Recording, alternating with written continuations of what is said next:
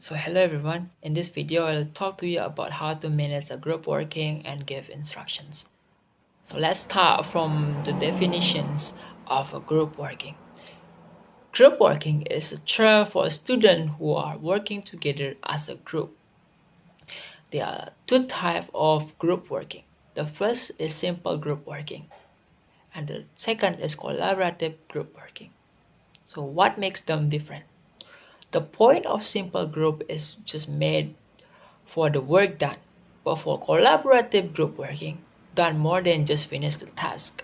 In collaborative group working, it gives students the same opportunities to increase their creativity and critical thinking, to feel 21st century skill for manage world dynamic changing, increase their interpersonal skill, and build their democratic character.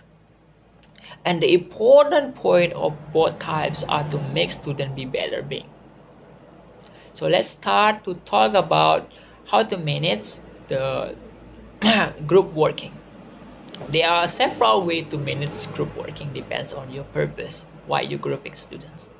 For example, if you are grouping students to make students actively communicate and able to use their imagination to create something new, I suggest you to use collaborative types of group working. And to manage collaborative group working and give instructions, firstly, you need to do is greeting.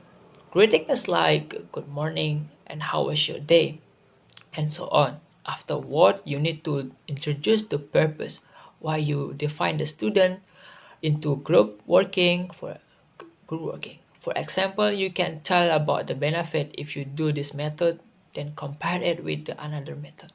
Let's take the individual working method. Here you can say, I define you today to make your work efficient and easy by taking a group working. So each of you can make just one work for one group. Second, you need to explain the rule, what student can do and what student cannot to do. For example, student, while you are working there are several things that you need to consider. And you need to follow and you don't need to follow. The first, you can share your thought with each other, but you need to make sure that you are not bother the other. So on.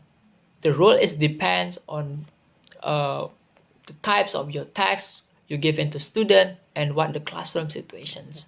The third, you can observe by looking around into each group and make sure if there are some problem you can give an advice. You can say like, student, do you have a problem while working? Also make sure student understand what was your explanation before. By repeating the sentence, do you understand what I say, students? Remember, you need to go around not just in one group but for all the group. So let's take the full illustration about how to manage your group working. First, greeting. Good morning, students. How are you today? Great. So today we are going to learn about making a narrative text.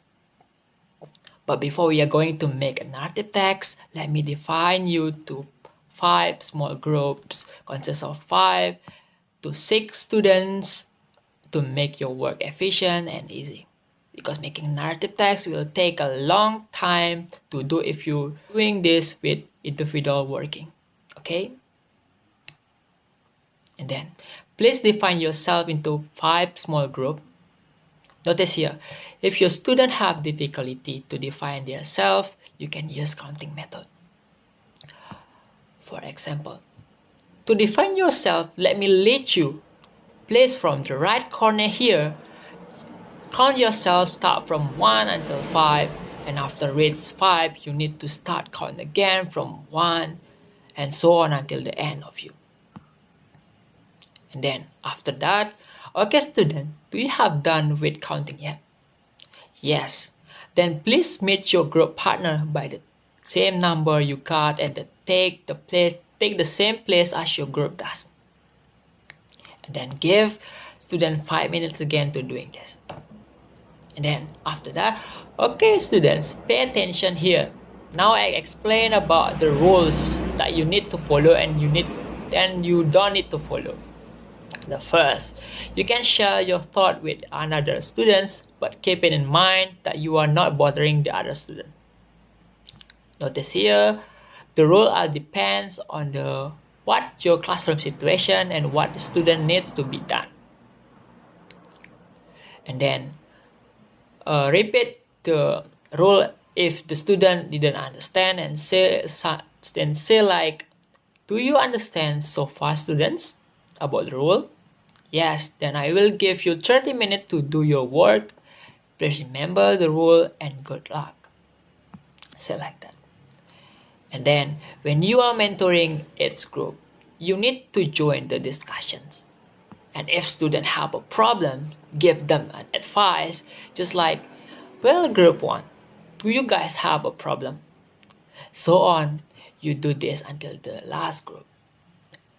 So that's all about how to manage your group working in class and give instructions. I hope you learned something in this video. Thank you for watching and see you next time.